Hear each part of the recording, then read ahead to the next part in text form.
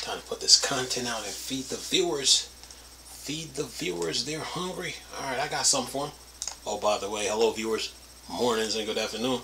Another beautiful day. Yeah, hope your five senses work. Health and strength is good. Or excellent. But, and for you AMD fans, I got something for you. Listen to this. It says here, following Windows update, new AMD Agesa further boosts Ryzen 9000 performance with 105 watt TDP. Said it is a rare sight, and it's a rare sight for AMD's these days not to blow the socks off reviewers and fans alike with each new generation of CPU it brings. However, that is pretty much what the company managed to pull off this time with its Ryzen 9000 series processors.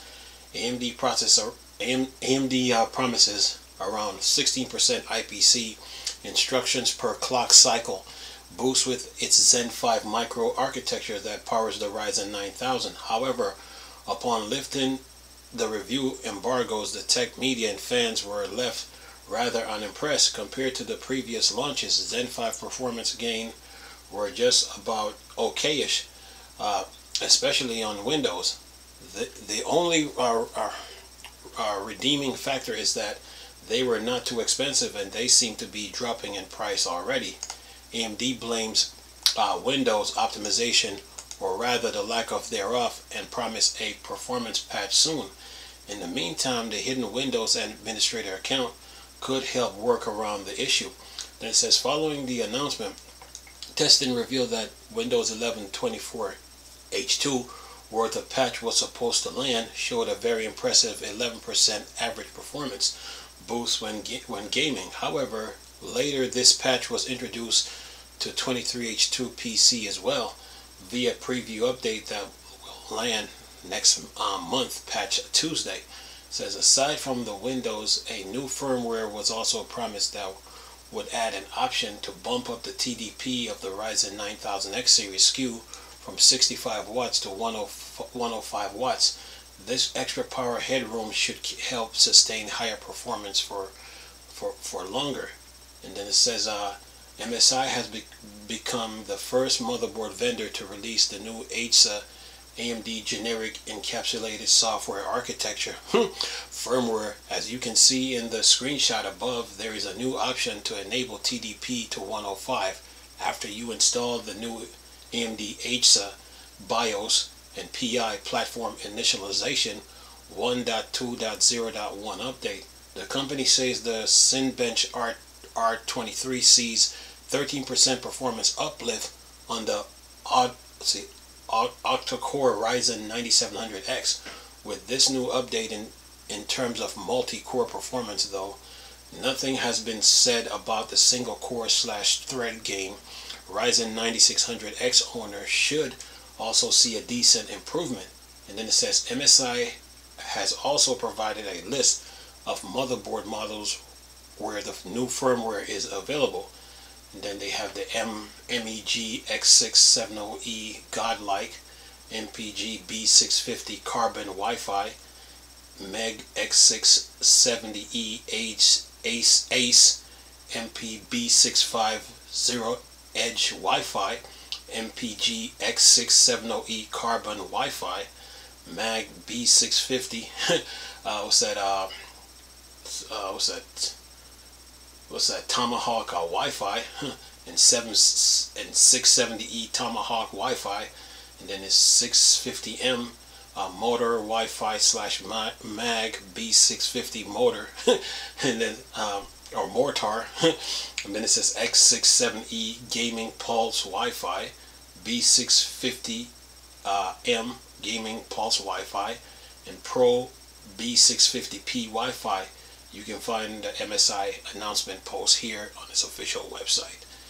Yeah, and then there's 6 comments. So, and then there's some comments here. Let's see what the politicians are talking about here. 8. Gungo said this. Now it's time for the usual reviewers like Antec to retest the CPU to see how much of a gain is achieved.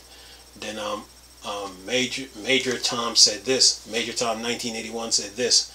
And Antec just announced its closing And then let me see, Hello Walkman said this, such a sad day, and then he leave the link. And then Becker said this, I think there is a big problem with talking about the performance gain from the patch, is that it leads people with the impression that the chip now have the uplift we expected. However, when you consider the fact that Zen 4 also gets about the same gain from the patch as Zen 5, we are still left with minimal improvement for Zen 5. Clearly, I haven't seen benchmark yet for the official TDP change, but I have see plenty of benchmarks of overclockers who manually remove the power limit.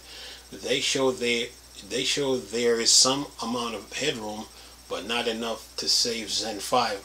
Then he says TDLR, even with both of these changes, Zen 5 still looks like AMD's 14th gen. And then let's see what says Arkle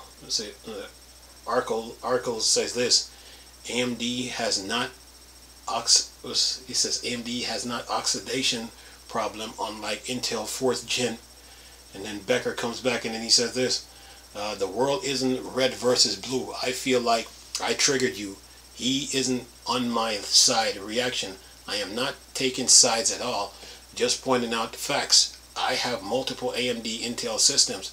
I buy what makes sense at the time. I don't have any loyalty to a brand. I wouldn't recommend Intel right now at all, but that doesn't mean I will not also speak out about AMD disappointing launch. To fact check you, the oxidation issue appears to be limited to early Intel 13th gen chips. We had that plus a microcode bug on 13 and 14th gen that caused the CPU to request unsafe voltage from the VRM and potentially damaging the CPU due to electro migration. I was going to say magnetic. Those are both massive black eyes for Intel. Why I wouldn't consider them until A, they prove they have fixed the issue, and B, and taken care of affected customers. And then Arc Sales came back and said this, it is still the same. And BTW, I also have some Intel system as well, like the legendary 4090K with a Titan X Maxwell just beside me. The thing is, Intel often time does this, and I for remember more stuff failing from Intel than from AMD.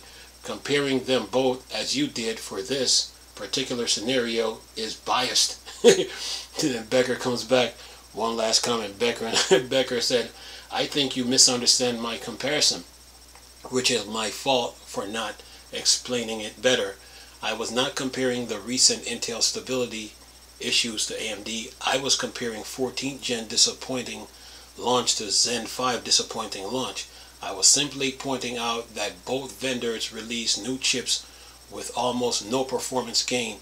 If it helps explain where my mind was at, feel free to substitute Intel 11th gen into the analogy, which is probably better analogy considering 11th gen and Zen 5 both represent a new architecture. And that is the end of the article. So yeah, you know how I go. You know how I go with these AMD folks. They love to debate. Yeah, you learn a lot too when you read their comments, man. So yeah, they're just sharing their experiences, you know, with both Intel, AMD, or even Nvidia. You know, if you want to include them, or MSI. So you know, these are just tech nerds going at it. You know, in a little conversation here. So well, Intel AMD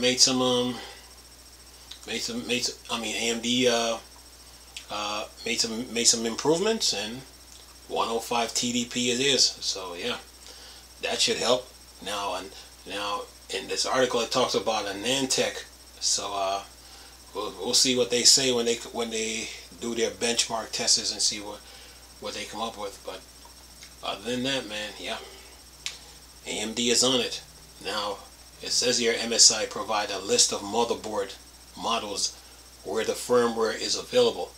and he says Meg X670E godlike, MPG B650 carbon Wi-Fi, Meg X670E Ace, MPG B650 Edge Wi-Fi, MPG X670E carbon Wi-Fi, Mag B650 Tomahawk, Mag X670E Tomahawk Wi-Fi, and Mag B650M Motar Wi-Fi / Mag B650M Motar, and then X670E Gaming Plus Wi-Fi, B650M Gaming Plus Wi-Fi, and Pro B650P Wi-Fi.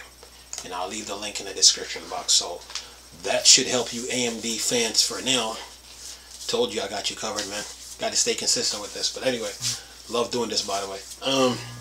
I'll keep you guys up to date on what's going on with this little saga here. So anyway, hope you guys enjoyed the video. Nice talking to you people again. Chris, those Star Wars, Star Trek thing, Borg, Dark Side. Go. Peace.